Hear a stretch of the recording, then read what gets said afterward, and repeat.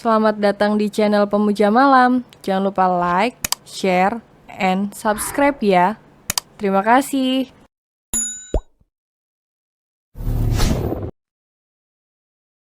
Chapter 3 Terjerat Cinta Terlarang.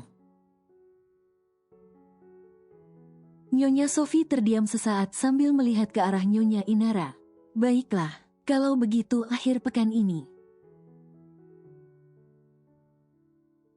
Aku tunggu kedatangan putramu di rumahku.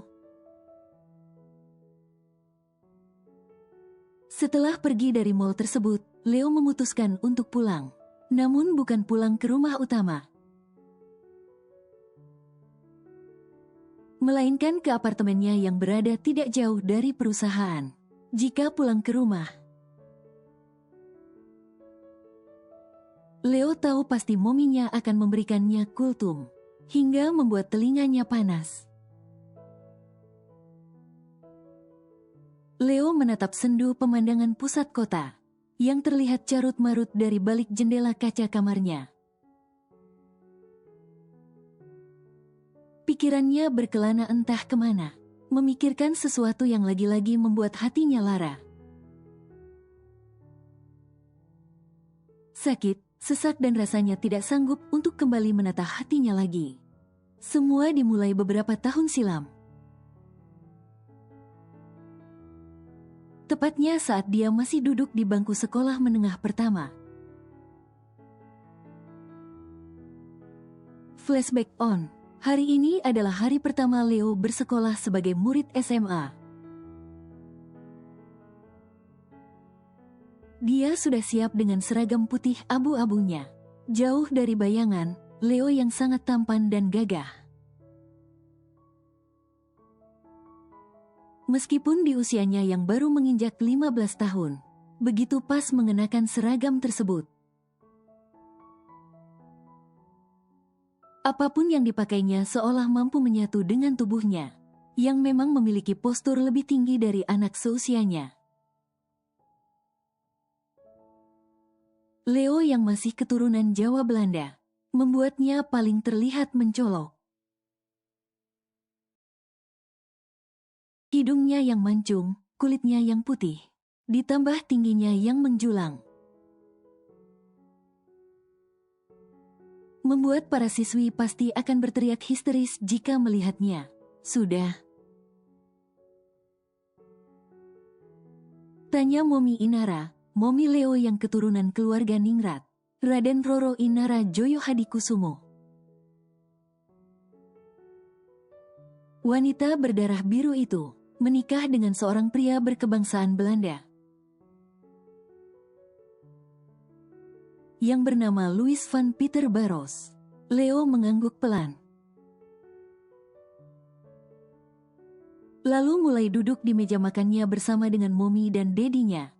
Setelah sarapan bersama, Leo diantar langsung oleh Dedi dan Mominya. Maklum, dia adalah anak satu-satunya.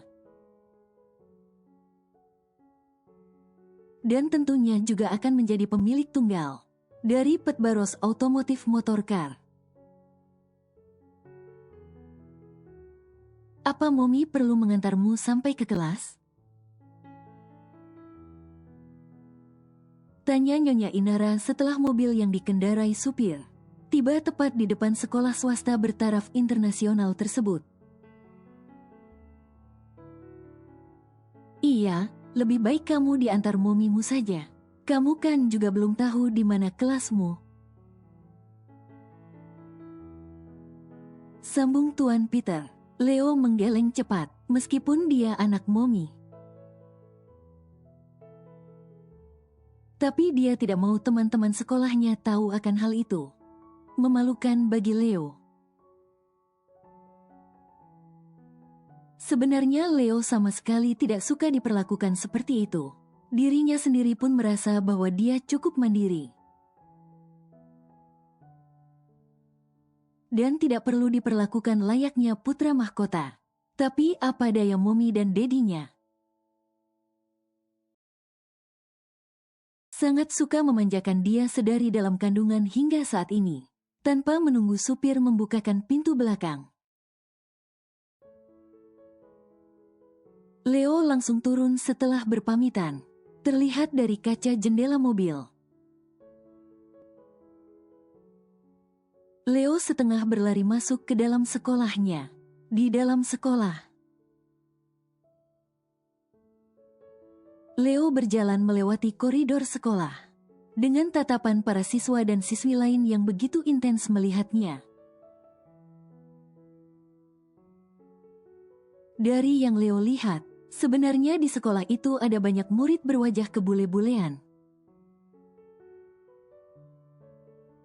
Tapi kenapa hanya Leo yang diperhatikan seperti itu? Leo memegang sebuah kertas yang menampilkan denah lokasi sekolah lengkap, dengan informasi di mana kelas Leo berada. Maklumlah, sekolah Leo sangat besar dan luas. Jika baru sehari 2 hari, mungkin saja dia bisa nyasar. Dan tidak tahu arah untuk kembali ke kelasnya. Setelah sudah sampai di depan ruangan yang dimaksud, Leo pun masuk ke dalam ruangan itu. Sama seperti di sekolah menengah pertamanya. Satu kelas tidak lebih dari 15 siswa. Terlihat dari kursi-kursi yang tempat duduk para murid. Yang jaraknya lumayan berjauhan. Leo memilih duduk di kursi kosong paling belakang di baris kedua. Hi, speak English. Salah seorang murid yang sekelas dengan Leo langsung menghampiri dan menyapanya. Sesaat setelah Leo menjatuhkan bokongnya di kursi tersebut. Ada apa? Tanya Leo dingin. Oh, bisa bahasa juga, ucap seseorang itu lagi. Tadinya dia mengira Leo tidak bisa berbahasa Indonesia. Gue Lintang. Seorang siswi mengulurkan tangannya, mengajak Leo berkenalan. Leo yang dingin hanya menatap kosong tangan Lintang yang mengambang di udara. Tanpa mau sekedar menjabat tangan siswi tersebut, Lintang pun menarik tangannya. Oke, next gue coba lagi, gumam Lintang sambil tersenyum. Kembali ke kursinya, baris ketiga, satu kursi sebelum kursi paling belakang. Pelajaran hari pertama dimulai, hingga waktu bel istirahat berbunyi. Pelajaran pun berakhir sejenak di jam itu. Beberapa siswa langsung berhamburan keluar menuju kantin sekolah, yang makanannya telah disediakan khusus untuk para siswa dan siswi yang bersekolah di sekolah tersebut. Mau ke kantin bareng? Lagi, Lintang mencoba untuk mendekati Leo. Leo yang mulai risih, sama sekali tidak menganggap siswi itu ada. Leo pun beranjak dari duduknya, lalu meninggalkan Lintang begitu saja.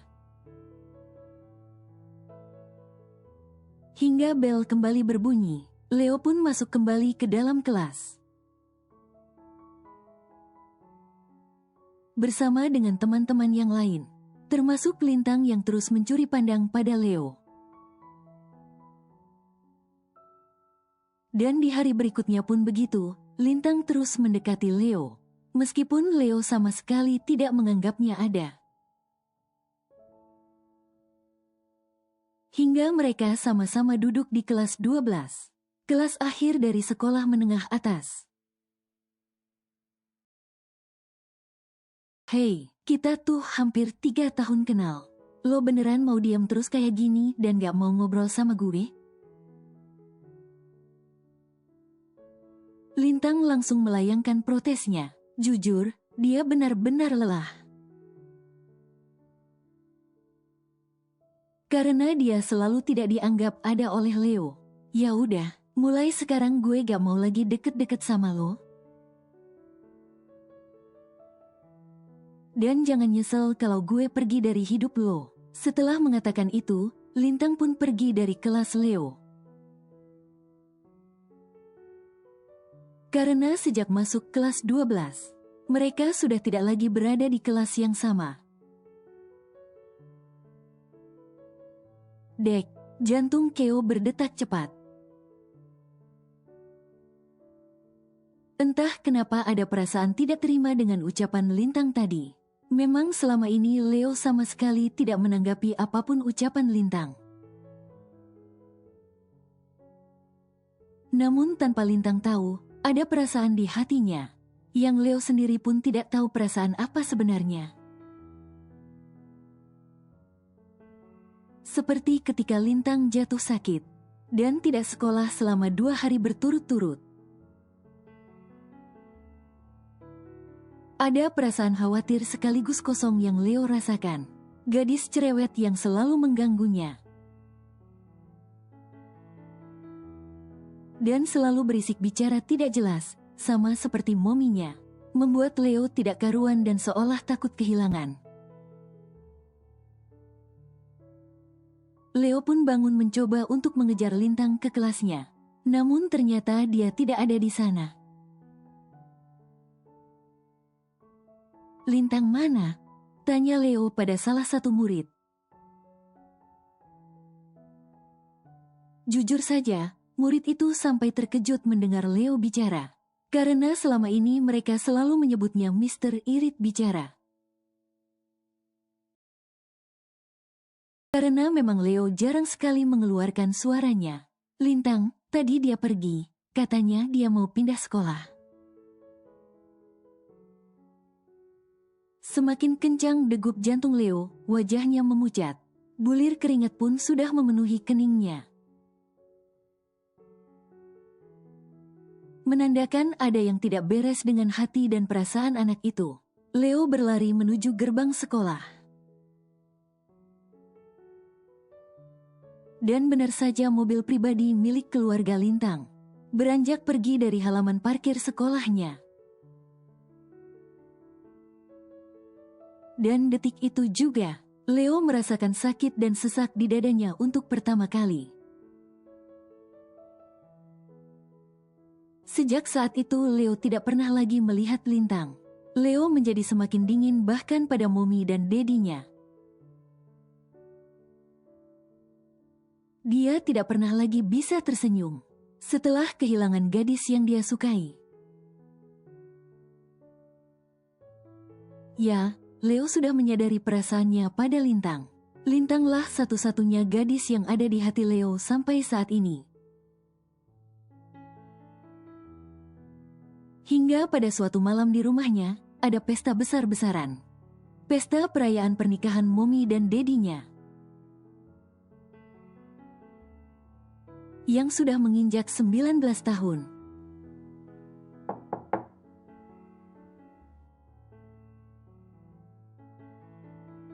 Dan Leo dipanggil Tuan di bawah.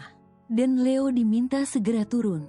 Ucap salah satu pelayan yang bekerja di rumah utama. Leo pun keluar dengan malas. Jujur saja, sejak kepergian Lintang yang tanpa pamit, membuat hidupnya jadi hampa dan tidak bersemangat. Leo pun melangkah menuruni tangga. Semua mata tertuju pada Leo yang begitu tampan, memakai jas lengkap dengan dasi kupu-kupu di lehernya. "Sini sayang," ucap Momi Inara. Meminta Leo berkumpul bersama keluarganya yang lain. Meskipun keluarga, namun Leo sama sekali tidak mengenal sebagian besar dari mereka. Semua wajah terlihat asing di mata Leo. "Ini Onti Bia, kamu ingat kan? Dia adik kandung Momi. Saking lamanya mereka tidak bertemu." Momi Inara sampai harus mengingatkan putranya lagi pada adik perempuannya yang kini menetap di Paris bersama sang suami. Leo mengangguk tanpa ekspresi. "Wah, tampan sekali kamu," puji Auntie Bia. "Mbak, bukankah Leo seusia dengan putriku?" Nyonya Inara menggeleng. "Hei, kamu lupa, putrimu lahir 2 tahun lebih awal dari Leo." Auntie Bia terkekeh. "Benar, kau kan menunda memiliki anak hampir 3 tahun. Balas Auntie Bia. Memang meski menikah lebih dulu dari adik perempuannya, namun Nyonya Inara menunda untuk memiliki seorang anak. Sampai 2 tahun lebih, dia yang masih berkuliah. Tidak sanggup jika harus belajar sambil mengurus anak. Makanya dia memilih salah satu. Menyelesaikan pendidikannya dulu baru fokus pada pernikahannya. Beruntung saat itu pun Tuan Peter sebagai seorang suami sama sekali tidak keberatan dengan permintaan istrinya. Karena mereka pun sama-sama masih sibuk dengan dunia masing-masing. "Ngomong-ngomong, di mana putrimu? Bukankah kemarin dia sudah pulang dari Paris?" tanya Nyonya Inara. "Benar, 2 hari yang lalu dia sudah pulang. Mungkin sebentar lagi dia tiba." "Oh iya, jangan kaget ya. Dia akan datang dengan pacarnya," ucap Auntie Bia sambil menyengir kuda.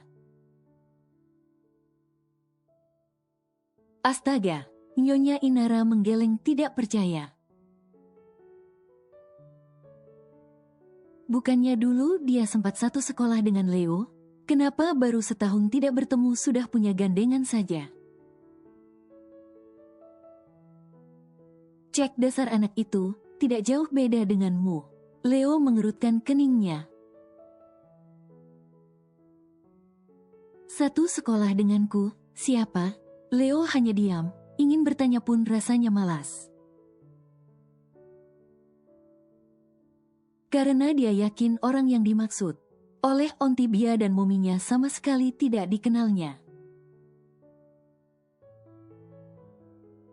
Mungkin saja memang mereka satu sekolah namun beda kelas. Buktinya saja seseorang yang dibicarakan tadi selisih 2 tahun usianya. Bisa jadi juga dia berada satu tingkat di atas Leo. Maklumlah Mbak, turunan bule. Balas Auntie Bia, seolah membenarkan anaknya untuk berpacaran di usia yang masih remaja. Tapi memang kebanyakan anak remaja zaman sekarang sudah memiliki kekasih meskipun mereka belum lulus sekolah. "Hei, kau harus ingat Bi, kita ini keluarga yang menganut asas ketimuran, bukan kebarat-baratan. Kamu harus menjaga putrimu, jangan sampai dia pacaran kelewat batas." Nyonya Inara mengingatkan adiknya. Agar tidak terlalu membebaskan putri sulung dari Abia, adik perempuannya tersebut. Apalagi mereka bukan dari keluarga biasa. Sedikit saja membuat kesalahan maka media akan mengangkatnya. Dan menjadikan topik hangat selama berbulan-bulan lamanya. Nyonya Inara ingat betul.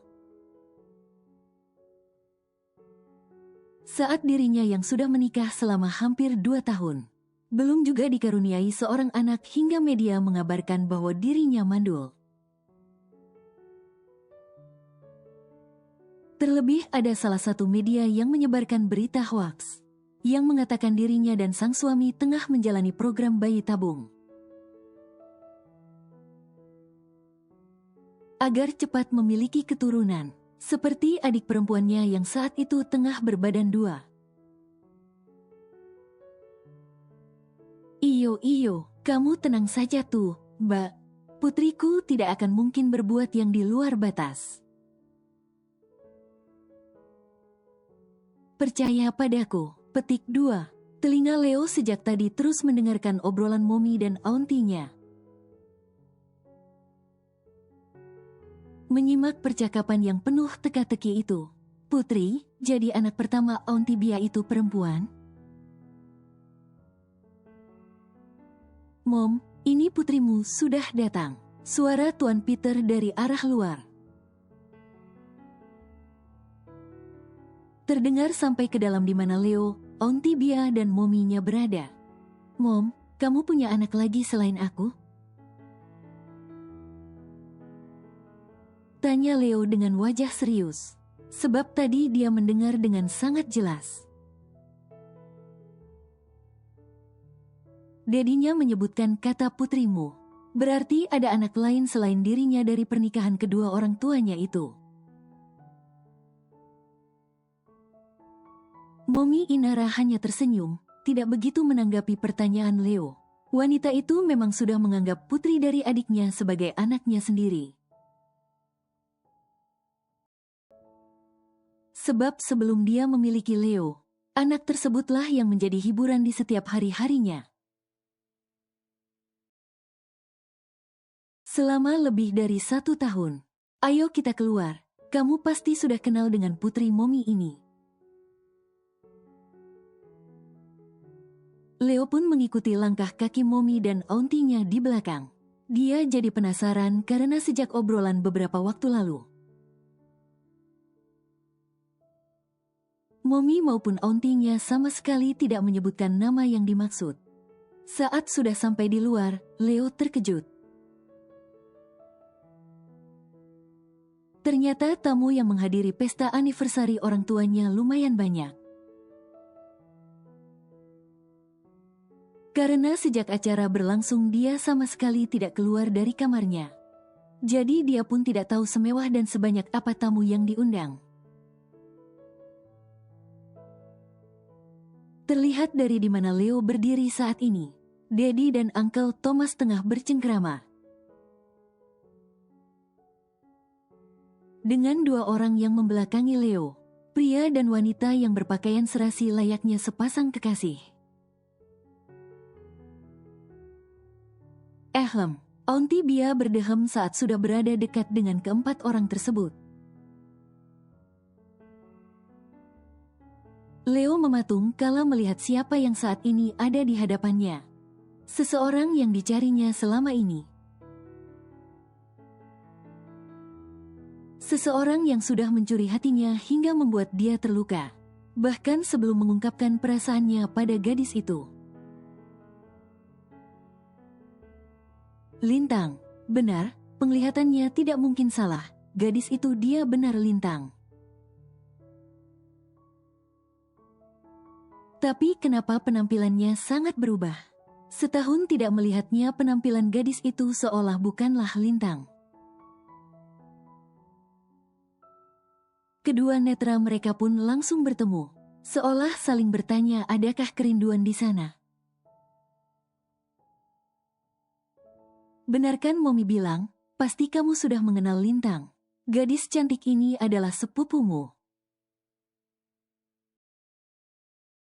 Dek, bagai disambar petir, ini benar-benar sangat mengejutkan. Leo sampai tidak bisa berkata-kata. Lidahnya keluh bahkan dadanya semakin sesak. Ketika kedua indera penglihatannya menangkap sesuatu yang menyakitkan, kedua tangan gadis itu melingkar sempurna di lengan seorang pria. Pria yang Leo yakini kekasih Lintang. Tatapan Leo kembali berubah dingin dan tajam. Hai, apa kau masih mengenalku Mr. Kulkas? Suara Lintang memecah lamunan Leo. Mr. Kulkas adalah julukan yang Lintang berikan padanya. Leo sama sekali tak berekspresi. Jadi ini sepupumu yang kamu ceritakan itu? Ucap pria yang datang bersama Lintang, menatap Leo dengan tatapan permusuhan. Entah apa maksudnya itu, namun sebagai seorang pria Leo tahu betul apa artinya. Silahkan kalian berkenalan, kami akan menyambut tamu yang lain. Tuan Peter menggandeng tangan sang istri. Begitupun dengan Uncle Thomas, yang juga memilih untuk berduaan dengan istrinya. Bagaimana kabarmu? Tanya Lintang.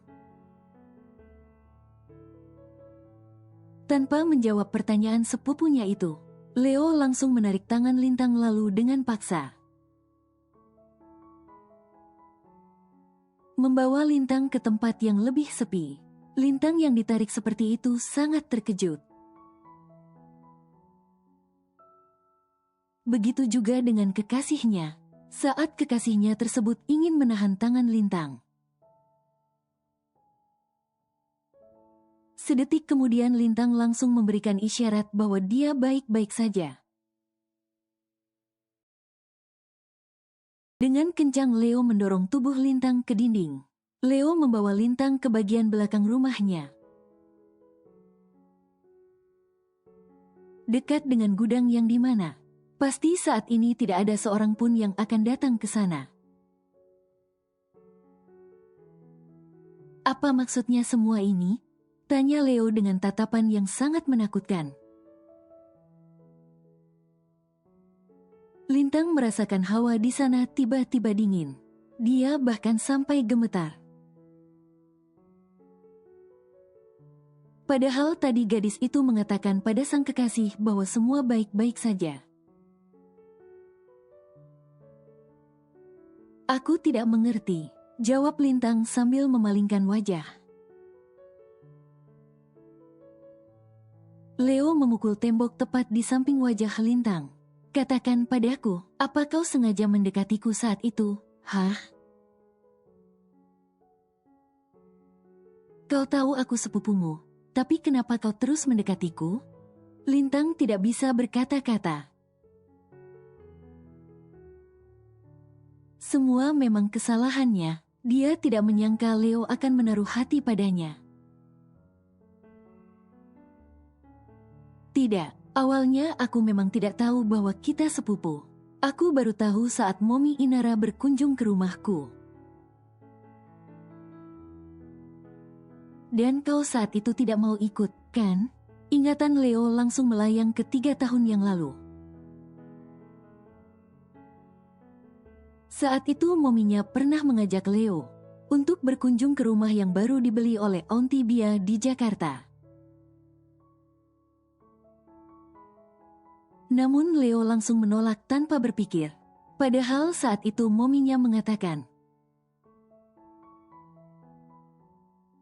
bahwa selama ini Aunty Bia tinggal di Paris dan akan menetap di tanah air lagi selama beberapa bulan. Sampai pekerjaan Uncle Thomas yang ada di Indonesia selesai. Lalu kenapa kau tidak memberitahuku semua itu? Kamu yang tidak memberiku kesempatan. Kamu begitu dingin bahkan tidak pernah membalas jika aku ajak bicara. Seketika itu Leo menyesal, sikapnya yang acuh membuatnya terjerat cinta terlarang. Tapi entahlah cinta terlarang atau bukan, yang jelas akan sangat memalukan jika Lintang tahu perasaan dia yang sebenarnya. Dan bagi Leo pun perasaan cintanya sangat menjijikan, padahal tanpa Leo tahu. Dari pertanyaan-pertanyaan yang pria itu lontarkan padanya, Lintang sudah menduga bahwa Leo menyukainya. Brengsek, Leo kembali memukul dinding. Dan setelah kejadian itu, Leo memilih melanjutkan studinya ke luar negeri. Lebih tepatnya ke Nederland tempat asal dedinya. Dan Leo pun selalu menghindar jika ada pertemuan keluarga. Bahkan Leo tidak datang ke acara pertunangan Lintang dan kekasihnya beberapa bulan lalu. Flashback off. Leo membaringkan tubuhnya di sofa panjang ruang tamu apartemennya. Kenapa aku tidak bisa menghilangkan perasaan yang menjijikan ini? Gumamnya sambil menutup kedua mata dengan punggung lengannya. Bagi Leo, perasaan ini benar-benar menjijikan dan sebuah aib. Menyukai sepupu sendiri yang tidak lain adalah Lintang. Anak dari adik mominya sendiri. Apa aku harus menerima salah satu wanita yang menjadi kencan butaku? Agar aku bisa melupakanmu, Lintang. Di lain tempat, tepatnya di rooftop sebuah gedung rumah sakit. Pulanglah bersama Dedi, nak. Dedi mohon. Meskipun Ale saat ini berada di rooftop rumah sakit, namun suara Dedinya terus terngiang sampai ke sana.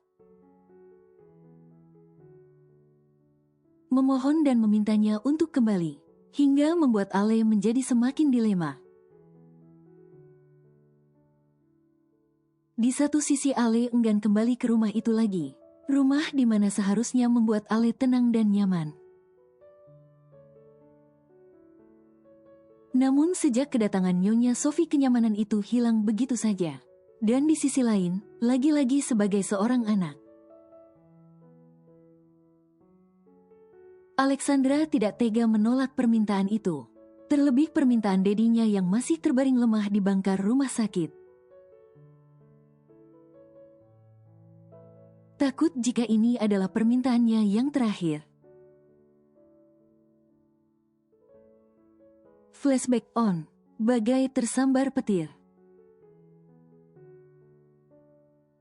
Ale yang masih berkabung atas meninggalnya sang momi, dikejutkan dengan kehadiran seorang wanita. Membawa seorang anak perempuan, yang pada saat itu usianya hanya berbeda 1 tahun di bawah Ale. Wanita itu datang 1 minggu setelah mominya meninggal, karena kecelakaan tunggal. Saat itu Ale masih berusia 6 tahun. Memang anak seusia itu belum banyak mengerti. Polemik yang terjadi pada orang dewasa di sekitarnya, termasuk ada hubungan apa antara Dedi dan Nyonya Sophie. Hingga menghasilkan seorang anak di antara mereka. Namun yang pasti saat wanita itu menginjakkan kaki di rumahnya, saat itu pula lah masa-masa kelam Ale dimulai, sebulan setelah kepergian mominya. Tuan Zack langsung menikah dengan Nyonya Sophie, dan itu juga tanpa sepengetahuan Ale. Awalnya wanita itu begitu baik dan seolah berempati pada Ale. Namun lambat laun setelah Ale mulai tumbuh dewasa, membuat Ale menyadari satu hal, bahwa dialah orang yang paling menginginkan Ale pergi dari rumahnya sendiri. Entah apa yang dibicarakan oleh Nyonya Sophie pada Dedinya, hingga membuat Tuan Zack mengirim Ale ke luar negeri. Dan membuat Ale menjalani hari-hari dengan kesepian, tanpa mendapat lagi kasih sayang orang tua. Dan saat Ale lulus sekolah menengah pertamanya, Nyonya Sophie sama sekali tidak membiarkannya kembali ke tanah air. Hingga dia didaftarkan lagi di sekolah yang sama namun di tingkat menengah atas. Tuan Zack pun tidak pernah menghubungi Ale, meski hanya sebatas menanyakan bagaimana kabar Ale selama ini. Mau hidup atau mati sepertinya Dedinya itu sama sekali tidak peduli. Begitu pikiran Ale. Sejak saat itu, Ale merubah pola pikir dan cara pandangnya pada sang Dedi. Dia tidak lagi peduli pada pria tua itu. Tanpa dedinya tahu selama Ale tinggal dan bersekolah di luar negeri, Ale sudah bisa bekerja menjadi asisten di bengkel salah seorang teman kuliahnya. Dan dari situ pula lah kecintaannya di dunia otomotif dimulai. Hingga Ale lulus dari sekolah menengah. Ale langsung terbang ke Jepang dengan biayanya sendiri untuk melanjutkan pendidikannya ke jenjang yang lebih tinggi lagi. Hingga lulus S2 di kampus yang sama, barulah Ale kembali ke tanah air lagi.